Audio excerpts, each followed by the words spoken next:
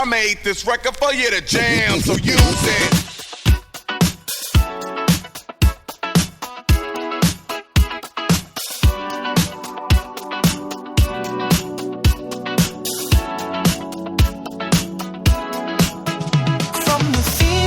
To downtown brick streets, from winter garden to sandy bare feet, everywhere the light touches is our kingdom.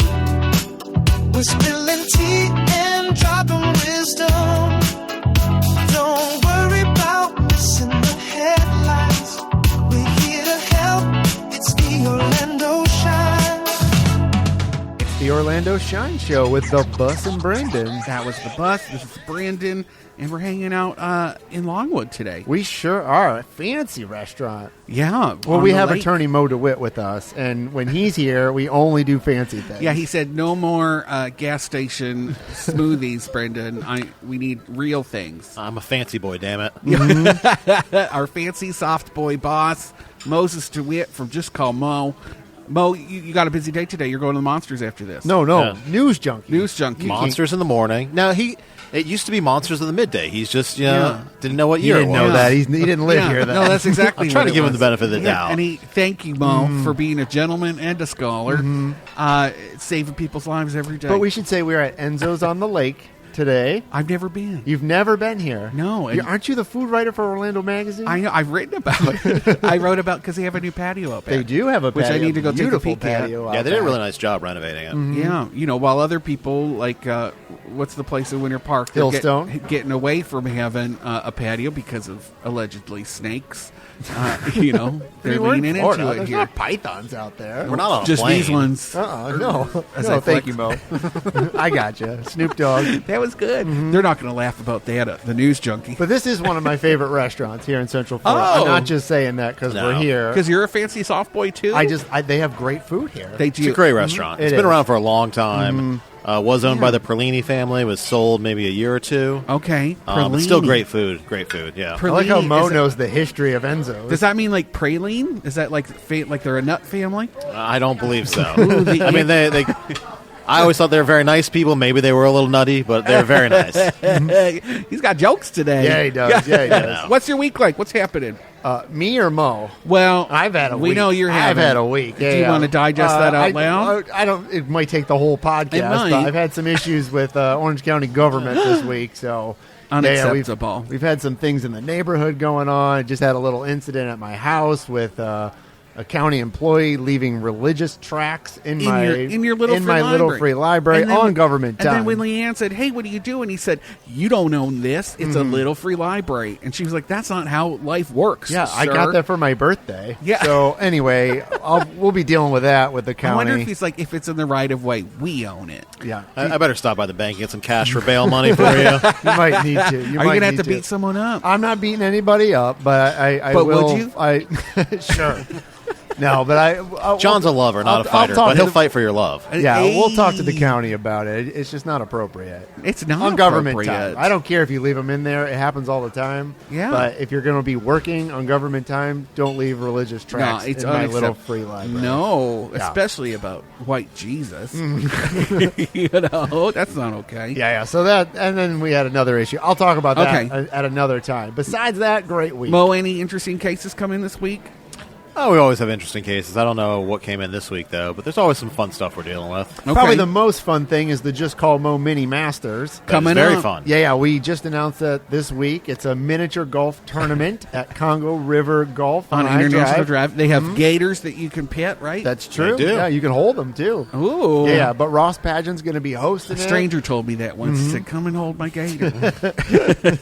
Where have you been hanging out? Well, now he's my boyfriend. But you can get tickets at justcallmo.com/golf. Okay. Slash golf. Yeah. What's slash golf? It's like hockey golf? Yes. Yeah, exactly. Happy Gilmore? Exactly. Okay, I like that. Yeah. It's extreme. Yeah, but it's miniature golf. We got Jimmy Hula supplying food for us, all free. And then we're going to have booze, beer, and White Claws at every hole. So it should be a great time. Can you explain? There is something I didn't understand. Okay. And I didn't want to bug you via text because I needed voice to confirm it. All right. People pay per hole. That's the hole they start on.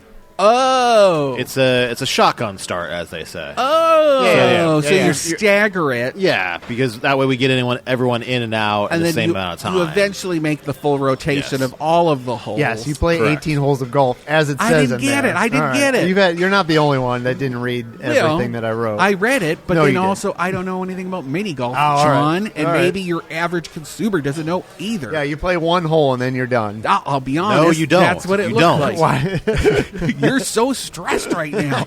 You just had to flex your shoulders a little bit. I know. You're doing a great job. Just read. I'm sorry If people would just read. I don't know how. Stop calling me out. Yeah. Oh my gosh. Way to make fun of illiterate people, John. You're a spicy meatball today. Come to our golf event. Come to the it's gonna golf be event. so much fun. Do I get to go? Yeah. Okay. Sure. I just want to be there. Can I just volunteer? Can I be a water Yes. boy or something for people? Oh, we should get him one of those suits. Mm-hmm. We can get you a suit. Caddy. We'll get you a caddy suit. Yeah, I want a caddy suit. Yeah. Oh, We got to place that order. Okay, Yes, we do. Perfect. It's got to be big. We'll have prizes. It'll be a lot of fun. You need a big boy caddy suit. I just came from Orlando Museum of Art, where they were doing the media tour of the new David LaChapelle exhibit. Not to be confused. I love his comedy. Hilarious. It landed the first time, so you tried the joke again. Just keep it going. Yeah, we're workshopping it before you go on. Not Just like Dave Monsters. Chappelle would at a comedy club. Yeah, he was supposed to be there. I was hoping to get a good soundbite from David. These are different to use. people. Let people know. These are different David people. LaChapelle is a queer photographer from the 80s. He actually used to work for Andy Warhol when he was 17 at Interview wow. magazine, which is crazy. I know one of his famous photos is of Tupac. Yes. Yeah, there's a really famous in the bathtub. In the right? bathtub, Yeah. covered in suds. They use that a lot. There's a wall with probably 5 of it, in repeat. It's a lot. Interesting. Orlando Weekly has it in their issue. If you pick that rag up, they got a picture of it in there. Interesting. Anyway, and then you want to just hop into news? Or Yeah, something let's to talk do it. about? Let's do it. Okay. We don't need to get into what our week's like. First of all, I went to city council on Monday. Because the Swan people, the volunteers, Oh yeah. were there to talk to the city and share their concerns about how the swans are being cared for in light of all of these deaths. We've had a from few swan deaths yeah, over the all over the related to month or bird two. flu, but the city, I'll be honest, was not very receptive, John. Imagine. It was like they listened to everybody's argument where they were all like, hey, yes, there's bird flu, but also this lake is a stormwater pond. It's receiving all the trash from downtown, so the lake's not great. The swans aren't adequately cared for. We have dirty feeding stations. We need to do something. And here's what we think we can do. And then the city at the end, the mayor was like, well, this isn't really a concern for me right What? now, but we are going to look at he said we're going It's to literally the only thing everybody's been talking about. Swan lives matter. It's true. It came out. There were a Gonna lot get of me in people. trouble. There were people from Paramore who were very upset with being overlooked in a recent traffic survey, and then there were people who were concerned about ice, and then the Swan people followed it up at the end, and you could see the mayor was just like, now I got to care about birds. What are we doing? But it here? has literally been all over the place. I You know. this is people care. I I know. mean, yes, you could argue there are more important things in the world. I get it, but obviously this is He a did say concern. they're going to do a comprehensive review of the program to see what they could do. And then my question, because I was sitting right by the public information people, and I was like, because they always want to sit next to me because they want to see what I'm writing down in my notebook. And I was like, well, who's doing it? Who's doing the review? And they were like, oh, staff, city staff. And I said, well, can I have a list of the people who, because it sounds like it's already started. Oh, no, it hasn't started yet. We don't have their names. And I was like, can I go to the meeting? I'd love to hear what they have to say. And they said, oh, no, it's not a public meeting. And I was like, listen, you're going to make it public because people want to know what's Questions. happening. Yeah, You can't make this an absolutely. internal thing. You got to make it public. People need to be a part of this process if you want them to shut up. Mo, what's your opinion on the swans? They're tasty burgers. In unrelated news, you're like a City of French Orlando aristocrat. started serving swan burgers at Lake Eola. Patty Sheehan, the mayor basically punted it to Patty. It was like, Patty, you like swans. You've been dealing with this for a while. Patty, what do you have to say? And she basically was like, it's about the flu. It's not about anything else. We can't do anything. And the swan that had my name died, so I'm really sad about it right now. She made it all about her, and flipping people, it around. It was crazy. I don't think anybody could look at the conditions of Lake Eola and be like, oh, that's pristine. Apparently the staff can, and they're not impressed. Anyway, that's it for Swan Gate. Right. But at the same meeting preceding this, Commissioner Hill reared her head, and everybody knows when Commissioner Hill shows up, there's going to be something fun to watch. And she had some feelings to share. Did you see this stuff? Did you? I saw a little bit of it, not much of it, though. I need you to look at the video later. It's actually a little legalese, too. So, her and Commissioner Rose, who they competed for that seat, District 5, for their District 5 commissioner seat, that she lost because legal stuff. Yeah.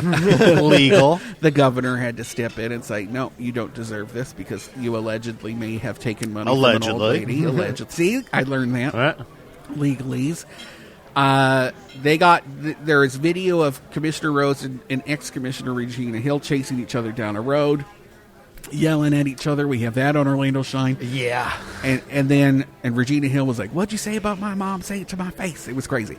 So then Commissioner Rose has filed a police complaint against Commissioner Hill, who filed a lawsuit against the city and Rose saying that she didn't really win the election. And Hill lost that suit. Yeah, that got thrown out. That got thrown out. But now Hill is saying that Rose is coming after her for speaking out because she wants to get her bond taken back because she's currently under investigation for stealing money from an old lady. And so she showed up at City Hall and was like, I'm not harassing her. And it was literally like, yes, you are. You're here currently harassing her. You're at her place of work, and you're harassing everybody else. And I mean, she's allowed to be at a public meeting, though, right? She is, but like, if you're trying to claim, But you also probably have bond conditions that say certain things, and even though you can show up at a public meeting, if you violate those bond conditions, could end up back in the slammer. Yeah, so we'll see what happens. Very interesting. It was heated. We have the full video of her address to everybody and the mayor, who she said, Mayor, I don't know how that resolves itself. I don't know what has to happen. I don't know. The Facebook army has picked it up. You can see in the comments, people are sharing past videos of Miss Hill being drunken and disorderly in public, and it's a little crazy. A little. Meanwhile, the residents of Paramore are like, probably like, we just want stuff. We just want somebody to pay attention to us and help our community. Luana Glazer was there and was like, it took 40 years to get my road paved. That's her favorite thing to say to the city. It took 40 years to get my road paved. What's going on in Paramore? Wow. John, your favorite Thai place closed. It did. I know. Did. So Thai You're having cuisine, such a tough week. I know, it's not good. How do I say goodbye? So Thai cuisine on Edgewater Drive has been open for at least 20 years, maybe more. And it was, I think, one of the original Thai places in Orlando because it's just been there forever. And before there were a ton of Asian restaurants, that one was there. And so when you went in, it was older, don't get me wrong. And you brought me there once after recording, and I was like, where the hell are we? Yeah, well, that's where the best places your are. Your hubcaps are going to get stolen. That's the best places. I'm going to get hate crimed out so here. So she used to, they had a bunch of certificates on the wall, Best Thai. Like, they used to win Best Thai all the time in Orlando Sentinel, Orlando Magazine, maybe Scott Orlando Joseph Weekly. didn't love that they moved, apparently, according to his So review. anyway, but they've been open forever, and then just recently in December, they closed. And I know the last time I went, it was not great. And I think they knew they were closing, and they were just like using rid up of their food. things. Yeah. But I feel bad because the couple that ran it, they were an older couple, and like she was so nice, the owner. So you used to love just calling and making an order because she was so nice. She was so nice. So I don't know if anything will go in there. It was on Edgewater, north of Lee Road. Kind of near. There's a bar over there. So you know what, John? Let's take a break. Okay. I have an interview with Shannon Fitzgerald from the Manila Museum of American Art. She's talking about an upcoming exhibit, and I think everybody needs to hear about it. All right, we're here at Enzo's hanging out, but let's hear this interview. All right, I'm hanging out at the Manila Museum for American Art with my friend Shannon Fitzgerald. Shannon, what's your full title? You got a couple titles squished into one, right? Hi, Brent. Thank you for being here. Yes, I do. I'm Executive Director of the Manila Museum for American Art, and public art for the city of Orlando. That's crazy. I remember when they did that, when you came in, they said, she's good enough for 2 titles. Right, Yeah. right. What an adventure. It is. And It you're is. working on a huge expansion campaign for the campus. We can talk about that later. But today, we're here to talk about this new upcoming exhibition. It's going to open on February 6th. That's right. Okay. And I just saw a quick preview. I can't wait to get back in there and look at everything up close. Jesse Aaron, Spirit and Wood. Can you tell me a little bit about it? Sure. Jesse Aaron was a artist who lived and worked in the Gainesville area of Florida. He's self-taught, and he was called with a vision that he had to make art out of wood in his natural environment. Okay. This vision came to him in the middle of the night when he was worried about the health care of his family, and they said, Aaron, carve and we'll protect you. And from that point on, he became prolific, working with wood, cypress, Florida woods, where he found and sought faces and expressions in character, Okay. ranging from protective spirits to animals, beloved animals, and he adorned his yard as a gallery at first. I love that. As someone who is drawn to transforming things in their yard Absolutely. consistently, I get that. Okay, so he was transforming stumps, cypress knees, and things into like maybe revealing their faces so that they could better protect his family. Is that what I heard? Absolutely, and he would decorate, add eyes and visions. He would orient them in the yard to ward off evil spirits and protect his property. Over time, he became prolific. Okay. It was always seeking the face in our natural environment and protecting. He would use found wood. He wouldn't take down trees, so he was resourceful even then. I love that. And then how did he break into like the museum world or into galleries? How did that happen? He was really part of a generation of African American self-taught artists in the South when curators in the late 80s, early 90s began traveling to the rural South looking for such artists. So he was part of a trend and was discovered by curators from New York and started participating in exhibitions in his 80s. Gosh, that sounds like they were like treasure hunters, just going around looking for people. It was, and it was a time where the title, was it folk art, was it self-taught, was it naive art, that was really circulating in the art world. Okay, whereas now maybe people just use the folk art label? I think they use self-taught. Okay. That they are disciplined, they had a practice, they participated in a dialogue in the art world, but they weren't formally educated in the school systems. I love that.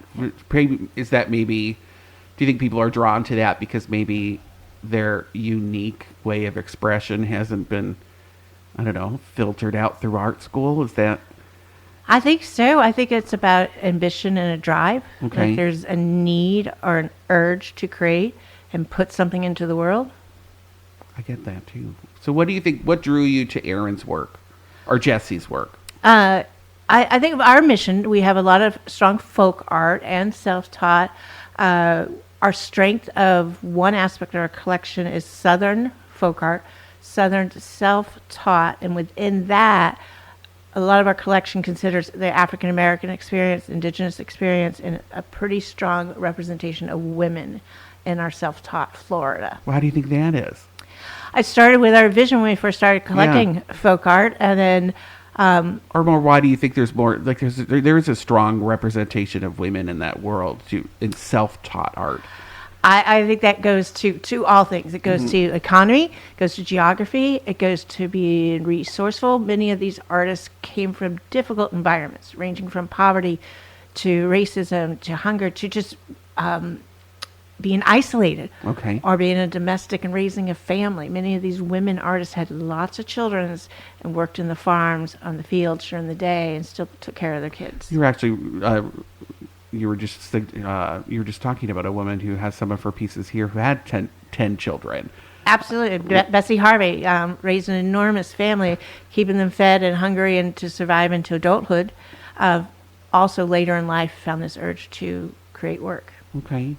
Which I wish my grandmother had 10 kids and had to take a little siesta, a little moment after the 10th, just to go away and stay with some adults or some other family, just to come back to, that's a lot to have to juggle all those kids. I can just imagine, and I'm sure art helps with that.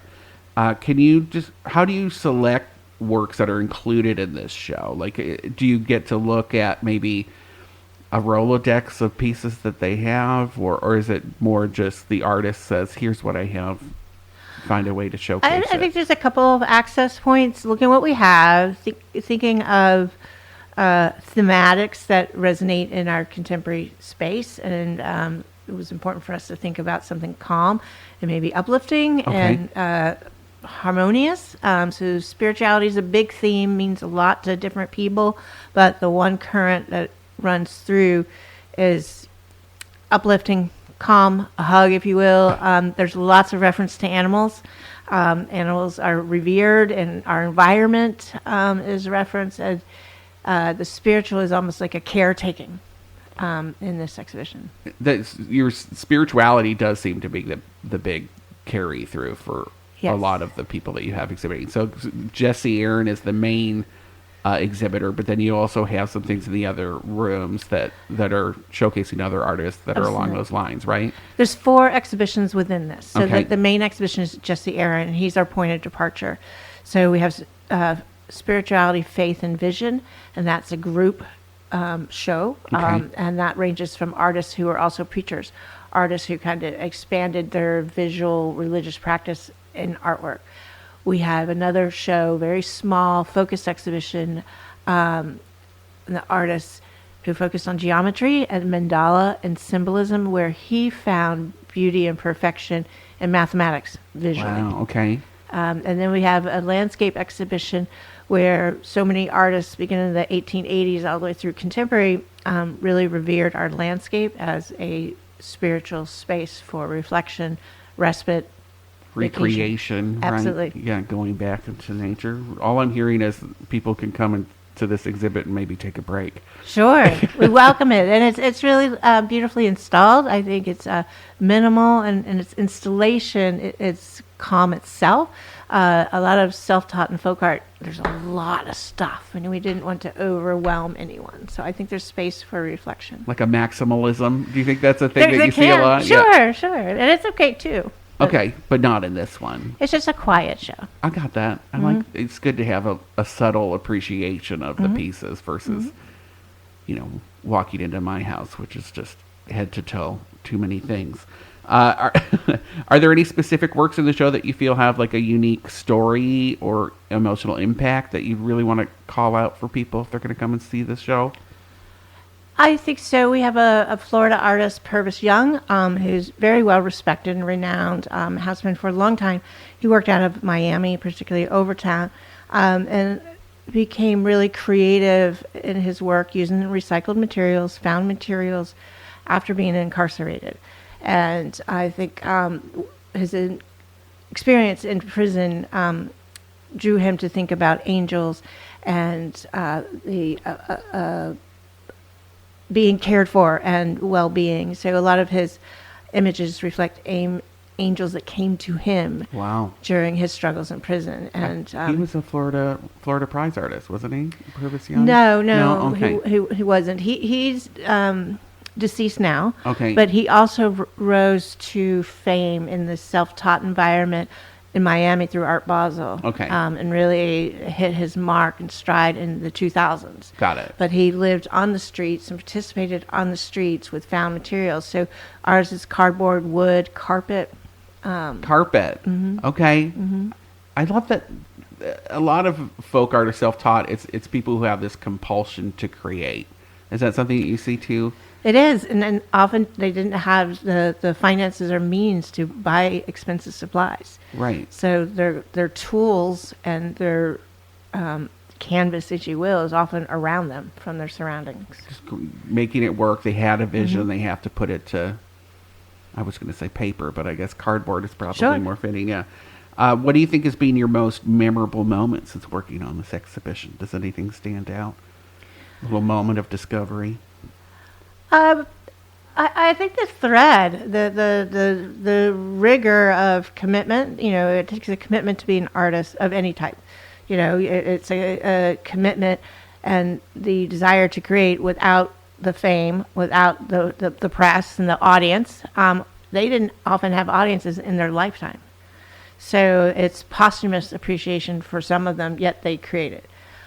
Some, like Jesse Aaron, did get notoriety in his 80s, Right. But it was late, but he still created without an audience. And I think that is compelling for artistic endeavors. And that's been, throughout our history, humanity will create with or without an audience. Highwaymen, right? Absolutely. I think they're probably the most famous for that, right? Well, they wanted an audience. They did. and they went looking for it. Yeah. They got it. That's true. Are there any accompanying programs, Shannon, or events that are planned in connection to the exhibition that people should know about? There is. We have a great documentary addressing the life of Nellie Mae Rowe. She's one of the most famous artists in our exhibition. She just had a survey organized by the High Museum. I traveled to the Brooklyn Museum. It's voted one of the best exhibitions of last year. We have a beautiful piece, and we're going to show the documentary that's been circulating at the film festivals. Okay. We have our curatorial lens talks. We're excited this time because one of our talks features a conservator, Diana Galante, talking with our registrar, Emily McVeigh, with a little backstory of how you care and repair these artworks. Care and repair. Yeah. Okay. So that's really exciting. And we always love when Dr. Watson, Carrie Watson from UCF, comes back. She's an expert in self-taught art, American art, all kinds of art, but her stories are fantastic, and she'll be joining us as well. Shannon, if people want more information, where can they get it? At our website, manalomuseum.org. I love it. That sounds good. Yeah. We're going to be writing about it too over at orlandoshine.com. And then stay tuned for this. We'll take some pictures. We'll let people know what they need to come and see on February 6th for the opening. That's right. Thank you so much, Brendan. Thanks, Shannon.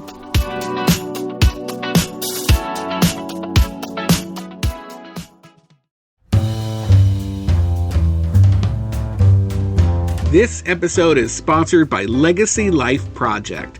Legacy is more than names on a family tree, y'all. It's voices, stories, humor, and perspective. Legacy Life Project helps families capture all of that on film. They sit down with parents and grandparents for guided conversations that feel comfortable and thoughtful, allowing stories to unfold naturally. The result is a meaningful video biography families can revisit for years to come. Many people say the experience itself becomes a special moment, a chance to reflect, share, and connect across generations. If you've ever thought about preserving your family stories but weren't sure where to start, Legacy Life Project offers a no-obligation discovery call. Learn more at legacylifeproject.com. That's legacylifeproject.com. I did one with my dad, and we all love it.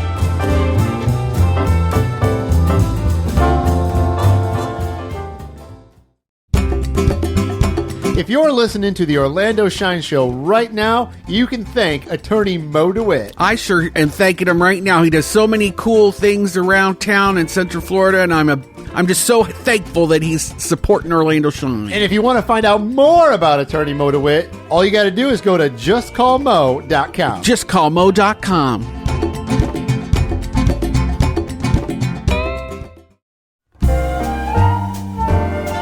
Ring in the Chinese New Year at the Orlando Public Library with a celebration for the whole family. From 11 a.m. to noon on Saturday, February 7th, join the Orlando Chinese School as they share traditions, stories, and cultural fun right here in Orlando. You'll explore the customs behind the Lunar New Year, see vibrant colors, and hear about the Year of the Dragon, all in a free event, perfect for kids and adults alike. It's happening on the first floor of the Library Central. Bring your curiosity and welcome the new year with community and learning. For more details, visit the Orange County Library System online and stop by your local branch. Celebrate culture, celebrate history, celebrate family at the Chinese New Year event this Saturday at the Orlando Public Library.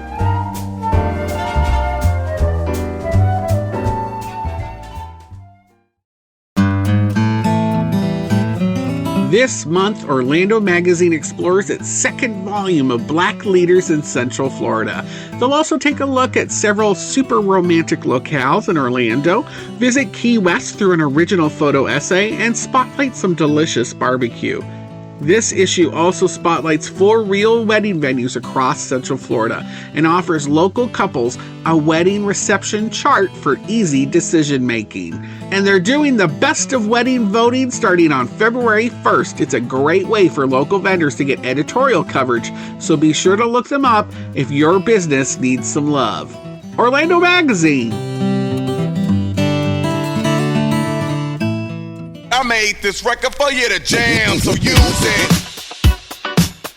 Welcome back to the Orlando Shine Show with the Bus and Brendan. That was the Bus. This is Brendan. Moses DeWitt is here from Just Call Mo. Good to be back, boys. We love having you here, Mo. We do. We Love do. to be here. We're here. And here is Enzo's on the Lake in Longwood. A very fancy lunch. Yeah. We had an anti-pasty plate.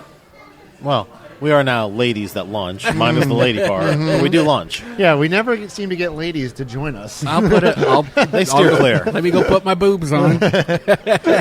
We'll see what happens. There's no kids here, right? I could get arrested for that now. I'm still worried about that. What are you digging into now? Cabbage roll? Yeah. All right, get in there. We haven't actually got our entrees yet, so we're just eating the appetizers. Just antipasta. Antipas. Did I say it wrong? I don't know. I don't know either. I'm not Don't Italian. embarrass us. No parlo Italiano, corse bene. That's from the Catherine Zeta-Jones commercial. Want to talk news? Let's do it. That's my favorite thing We to should ask say, the if boys. you missed any part of our episode, you can download the podcast on Yeah. Apple or Spotify or wherever you get your We're on favorite all the podcasts. things. Yeah, We go or through Libsyn. also go to OrlandoShine.com to read all the stories that you hear about. Yeah, iHeartRadio has us too. Because I don't know if you know, you're listening to the radio right now. Maybe. Yeah. People could be listening to the podcast. To the podcast. Yeah. And Brendan, you work at the Orlando Shine. I need to remind people that often. That I'm at the Orlando Shine. Yeah, that and you not are the Orlando The Shine. other thing. Because you're very shiny. I thank you. That's I don't have a hat on right now. It's a lot of face. He's trying to be nice. You wanted to look nice for Enzo's. I did Enzo. Well, yeah, and I'm wearing a tracksuit. But that's kind of appropriate. Yeah, like honestly. an Italian pimp. It's authentic. Yeah. I thought I kind of felt like I was going to a Jewish deli or something. You know, was going to get a brisket. Feel like you're the Sopranos Yeah. hanging out. They were playing some Sopranos music when you were totally. in the restroom. They were actually. Or not yeah. Sopranos. It was Godfather. It was Godfather. Yeah, funny. from like the small Italian town thing. You're gonna eat that snacky bread right It's in the an microphone. AMSR thing, right? Gosh, do what you get those carbs in, buddy. You had a bad week. Orlando Pirates, that indoor sports league. Football. Thank you. Oh my Indoor gosh. arena football, yeah. They want some free fashion advice. Really? Yeah, they're asking people to design their new That's special that's a jersey. bad idea. But you have to use a black template. It's like a black shirt, and then you're really just decorating the sleeves. I don't know what that's going to look like. I thought about it. So wait, they already have a logo. They do. They have a logo, and they have their normal jersey. So but this then is their alternative like a special jersey. edition jersey they'd like people to decorate. Okay, So Orlando all right. Pirates, if you're interested, go check that out. Yeah. I don't know when their game starts. I think April, March? I think so, too. That Oh, we sounds got a right. fan here. We I think do? she wants to say hello. Oh, my gosh, hi. I'm Lauren Fox. Hi there, everybody. How are you doing? Do you work here or you're just hanging out? No, I'm hanging out, but I do a podcast in Vero Beach. So Okay. Oh, that's nice. here. All I right. love your necklace. Hi. All right. I'm Brendan. I'm John. Hi, John. Nice to meet ya. What's your Hey, name? Mo. Bo. Yep. Bo, John. Bo, next one. Yeah. John Brendan. Yeah, uh-huh. I love it. Thank you. It'll be on 104.1 tonight. Oh, for real? Okay, well, pay room tonight. So nice to meet you. Nice to meet you. Yeah. All right, Sounds I good. love it. Awesome. Thank you. Thank you. Nice to meet you. Nice to meet you. Very much. Thank you. Enjoy your lunch. Thank Thank you. you. All right. See, Yeah. when you're live out in restaurants, you get fans. I didn't even know Enzo's had a champagne. I think that one of the one of the pills kicked in. We'll be cutting that out. Not If you all hear- of it. if you I hear hope the some bleep- of it Some made of it. We'll I see hope how. some of it I don't made know it. if we can hear any of it. What was I saying? I don't even know. Did we talk about Nobody knows. All I saw was that Mar-a-Lago face coming at me, and I didn't know what to do. I thought she worked here. I thought she worked Yeah. here, You too. did? Uh-huh. I thought she was just coming to say hello. Just working it here and hold a handful of cash. I don't know what that was about either. I mean, that's the problem. Everybody's got a podcast these days. Hey, yeah, It's right? true. Yeah. What do you think hers about? Who knows? Who knows? So what I'm was the interested next to thing? find What out. was the next thing? There's a historic home is up for demolition at Lake Eola Park. Another All right. one? Another one? Yeah, did we talk about this? The Lubbe House? No, I don't think so, because we've talked about other things around there. it. Yeah, so it's like a mission. What do you call it? Spanish Mission colonial? Is that a name for a show? It is something. now. I Mission don't know. Demolition. Tell our friend Justin Stamper that he could do that for his next home garden So show. it's the one. It's on Lake Eola on Central. Yeah, correct? on Central. It's across from like the old 310 Lakeside, right by the Sperry Fountain. Yes. It's probably built in the 20s. Yeah, 1920s. Was it A ever mayor a house? lived Was it there. ever a house? It was, yeah. A mayor lived there at right one point. there, or Yeah. did they move? Did they ever? No, that okay. one has always been there. All right. But it's right next to the city center building, that 3-story building that has the mural on the side of it, and next to the 7-Eleven that was demolished. So Okay. they're all in line to be torn down. The CRA purchased it, I want to say, in 2024. Now, what is the CRA?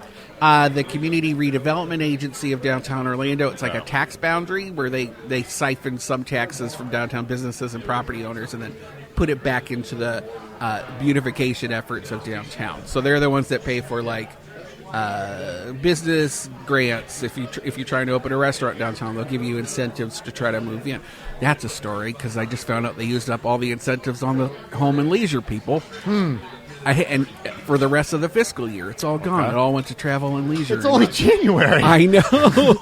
I don't know what their fiscal year looks like, right. so I'm waiting to see what I that mean, is. January is the month you really need to travel and have some leisure. That's true. It is Yeah. to get out of this cold Stressful weather. after December. So they I know there's- they want to demolish that The 3-story idea, building. yeah. So the 3-story is going to go away, and the plan is to get rid of that really pretty old historic house. And so there's a Just so there's more places that I can walk into the they park want at. to maximize park space and minimize buildings in the actual park footprint, and they being the special interests that are expanding it, like the little old lady grannies that help. It's called the Orlando Land Trust.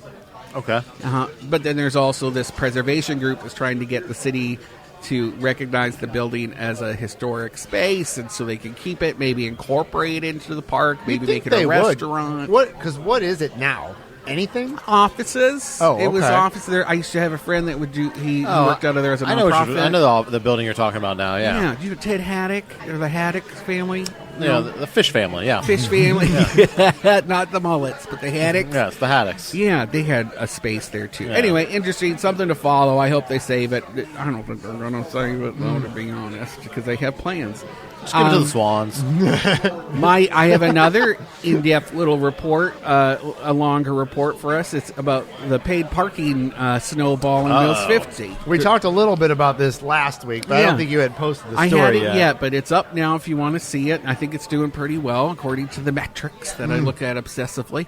And it's more about, we've only had a couple. We had a couple for a few years, all run by this same company, PMC, where they will work with the property owner to charge people to park there. And for a long time, people were like, no, I'm not going to do that. Who's going to pay to park in Mills 50? But it's kind of expanded enough that now we're at this tipping point where property owners that are not charging for parking are seeing an influx of people who are trying to avoid the fee, and they're not necessarily going to the patron their business. They're not going to that property. So like Pig Floyd's, we were talking to Thomas Ward, the owner. He has to stand out in his parking lot now to make sure that people are actually coming in his restaurant because he's surrounded by paid parking lots, and he's now having to consider going to paid parking as well because maybe it'll help prohibit these And people. he could have them towed, probably, but who wants to be that guy, too? Yeah, and then they'll never come back. And he's a smart enough man that he knows he can't put up another barrier to people coming in. But it's just interesting to see it. So we're now seeing most large lots in the area are starting to go paid. And what does that mean for downtown? And they said another thing that came from the report and talking to these business owners is we saw they've seen demographics shift. They're seeing people 10 years younger now are all coming from downtown. And even the city's calling it the new downtown in Mills 50, and they're not eating as much. It's these kids who are driving in Ozempic. On Ozempic, try what the semi-glutides, drinking and driving. Mo, actually sounds like a great place to put up some signs. Maybe Might be. But the restaurants are getting hurt by it, and what does that mean? So just something to watch. I just found that impact of downtown policies impacting Mills 50 really interesting, and what does it mean for the people who've been there for a long time? I mean, as a city grows, you're going to have different pockets that probably need parking. We've talked about parking all the time, but also there's probably a business there of paid parking. And as much as I don't like paying for parking, I understand why a business owner would be like, I need to start charging here. And they'll get, whether you do it yourself or not, but it looks like it's really this one company out of Nashville that's doing it for everybody. And he'll give them a 30% kickback. I think it's 30% kickback. Mo, are you pro in. paid parking or anti-paid parking? I mean, I think I'm anti-paid parking, but I do understand it if you run a business and your patrons can't park there.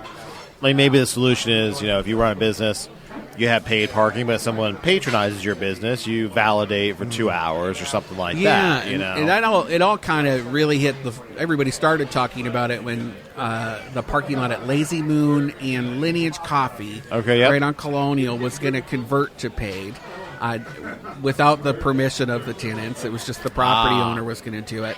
And they were going to give a 2-hour leeway redemption policy. But people who go to Lineage like they to hang camp out for a long time. They really do. And they were pissed. Can we say that on the radio? Yeah. That's tough for the tenants, too, because they think they signed on for something that had free parking. Yeah. Which then, of course, affects their business and how they do business. So. And Lazy Moon, I guess, had it in their lease that they could fight it a little bit, and they did. So that's been put on hold. Gotcha. But I talked to one of the people affiliated with the ownership team, and they were saying, we have 10 tenants in this building, and we're surrounded now. Tori, Edo Boy, those nearby lots are all paid. We're losing all these spots. What do we tell these 10 tenants that if they can't find a spot? Just trying to these growing pains of main streets. I got some photos of the interior of the Hamlin House. Have you heard about this? I have not. I have not either. It's a pickleball social club.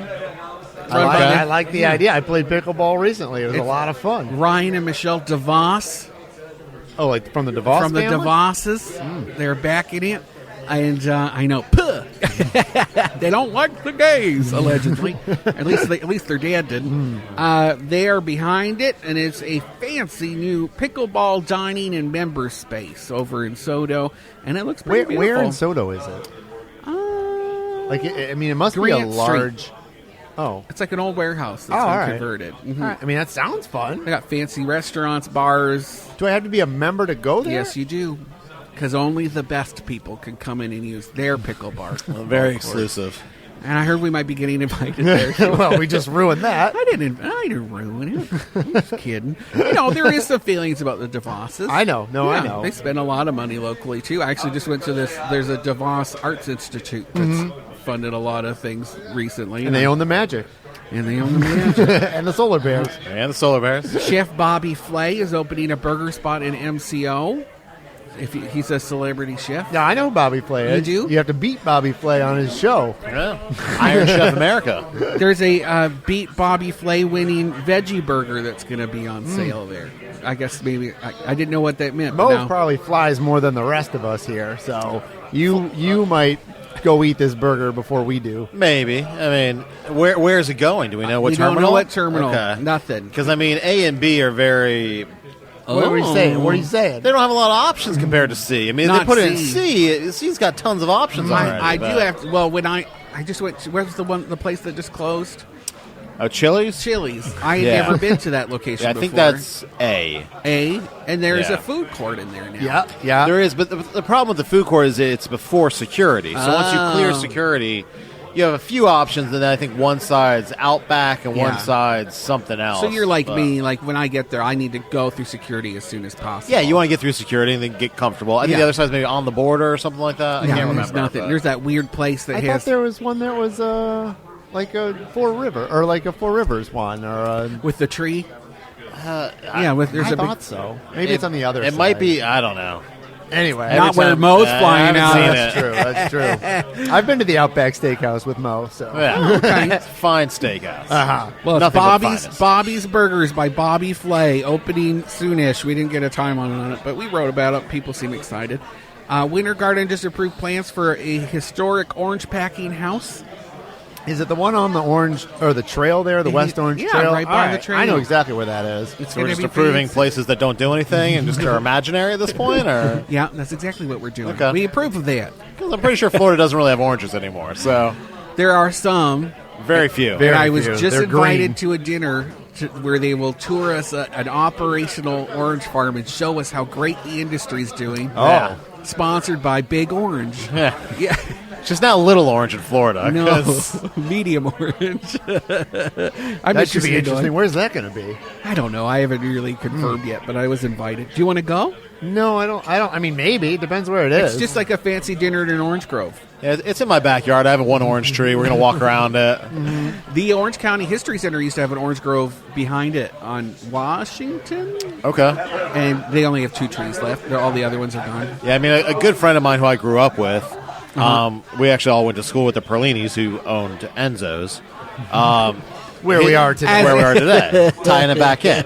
But his family was an orange family for 100-plus years in Florida. And I think it was a year or two ago they officially closed down because you just can't produce oranges here anymore, basically. No. Greening, growth.